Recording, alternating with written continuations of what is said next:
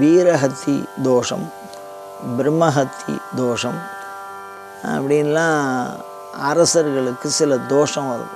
அந்த மாதிரி ராமர் எல்லா துன்பங்களையும் நீக்கி பிரம்மஹத்தி தோஷத்தை நிவர்த்தி பண்ணிக்கிறதுக்காக அந்த அசுரனை கொல்வதனால் அவருக்கும் ராவணனுக்கும் எந்த பகையும் இல்லை. சுபாவம் என்னன்னா, தேவர்கள் எல்லாம் துன்புறுகிறார்கள். அந்த தேவர்கள் சார்பாகத்தான் அவர்களுக்கு தொந்தரவு கொடுக்கக்கூடாதுன்னு யாராவது ஒருத்தர் முன்னின்று அதை செய்கிறார். அவருக்கு சுபாவத்தில் ராவணன் எதிரி கிடையாது. அதனால் அந்த தோஷம், அந்த சட்டையை கிழித்த தோஷம், அதான் ராவணன் சிவபூஜை பண்ணுறது. அப்படி சிவபூஜை பண்ணிட்டு இருக்கிறதுனால அவனுக்குள்ளே இருக்கக்கூடிய அறத்தின் தோற்றம் ஒத்தட்ட 4 நல்லதும் இருக்கும், 4 கெட்டதும் இருக்கும்.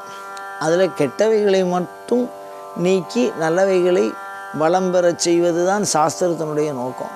அந்த வகையில் ராவணனை அழித்தார். அந்த தோஷத்தை நிவர்த்தி பண்ணிக்கிறதுக்காக அவர் ராமேஸ்வரத்தில் பூஜை பண்ணினார். அதே மாதிரி வீரஹத்தி தோஷம்னா, அந்தணர்கள் வேதம் பயின்றவர்களை நாம் வதை செய்து விடுறோம் இல்லது துன்புறுத்துகிறோம் அப்படிங்கிறதுனால வரக்கூடிய தோஷம்.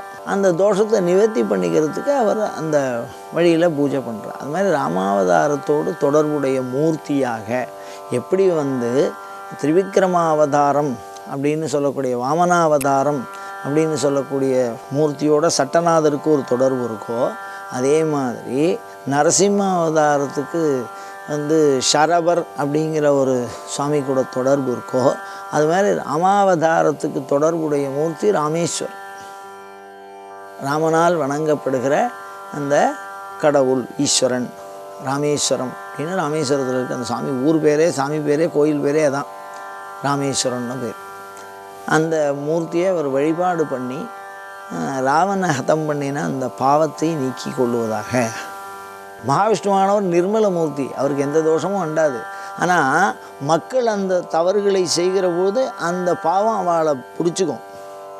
அது மாதிரி இருந்தால் அதனால் வரக்கூடிய பாவத்தை நிவர்த்தி பண்ணி காமிக்கிறார். அந்த சட்டையை உடுத்தி கொண்டு அந்த அறத்தை செய்து காண்பிக்கிறார். அப்படி புரிஞ்சுக்கணும். நமக்கு தவறாகவே புரிஞ்சுக்கூடாது. ராமனுக்கு தோஷம் இருக்குது அப்படின்னு புரிஞ்சுக்கூடாது. அவரெல்லாம் நித்திய நிர்மலமான மூர்த்தி, அவளுக்கெல்லாம் அழுக்கே இல்லை, சுத்தமானவா. சமூகத்திற்காக ஒரு சமூக நலன் கருதி அழித்ததுனால சாணகத்தி தோஷம் பேர்.